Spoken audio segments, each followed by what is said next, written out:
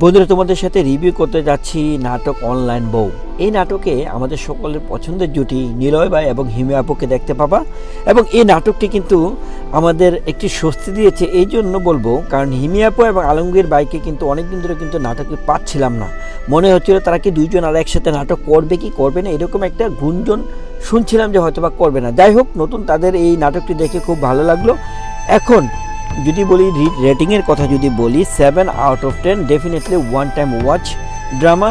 এবং এই ড্রামাতে একটি বিষয় লক্ষ্য করা যায় যে সবসময় আমরা দেখি যে নিলয় ভাই থ্রু আউট দ্য নাটকে ডোমিনেট করে হিমি আপুকে, কিন্তু এখানে কিন্তু তার ব্যতিক্রম আমরা দেখতে পেলাম।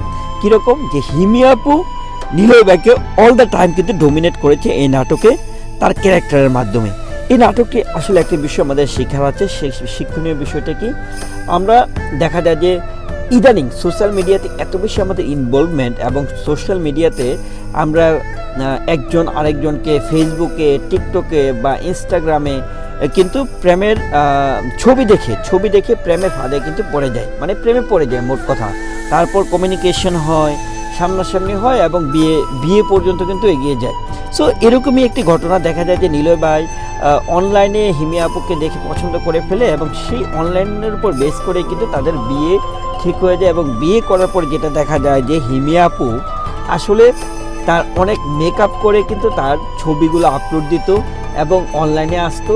বিয়ের পর যখন সে মেকআপ ছাড়া যখন নর্মাল ফেসের সামনে আসলো, তাকে চিনতে পারা যাচ্ছিল না, তার ফেস টোটালি ডিফারেন্ট লাগছিল। সো এই বিষয়টিকে কেন্দ্র করে কিন্তু নাটকটা মেনলি লিড নেয়।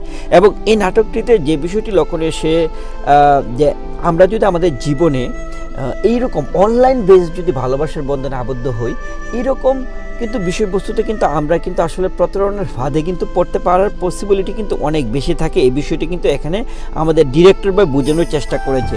সো এই নাটকটি আসলে যে স্ক্রিপ্ট লিখেছেন এবং ডিরেকশনে যিনি ছিলেন তার নাম হচ্ছে মিতুল খান। দুটি কাজই সে করেছে, স্ক্রিপ্টও লিখেছেন সে এবং ডিরেকশনে দিয়েছেন সে। বেসিক্যালি এটি একটি শিক্ষণীয় নাটক আমাদের জন্য, যে সোশ্যাল মিডিয়াতে হুটহাট প্রেম করে দেখা যায় যে বিয়ের বন্ধনে আবদ্ধ হলে ভবিষ্যতে যে সমস্যার সম্মুখীন হতে হবে, এই বিষয়টা কিন্তু আসলে এই নাটকে বোঝানো হয়েছে। সো বন্ধুরা, আমি বলবো যে অবশ্যই এই নাটকটি একটি চমৎকার নাটক, কমেডি নাটক, এবং আমি বলবো অবশ্যই আপনারা এই নাটকটি দেখবেন। এটি একটি ওয়ান টাইম ওয়াচ ড্রামা, যে কারণে আমি বলছি 7 আউট অফ 10। এবং যাই হোক, যে বিষয়টি সবচেয়ে লক্ষণীয় সেটি হচ্ছে যে এই বিষয়টি থেকে যদি আমরা শিক্ষা নিয়ে যেন আমরা নিজের জীবনের জন্য একটু কাজে লাগাই, সে কাজে লাগাতে পারলে এই নাটকের সার্থকতাটা কিন্তু আরও দ্বিগুণ তিনগুণ বেড়ে যাবে। বন্ধুরা, আপনারা ভালো থাকবেন, অবশ্যই নাটকটি দেখবেন। নাটকটি ভালো লাগলে অবশ্যই আমাকে কমেন্টস করে জানাবেন। Thank you so much.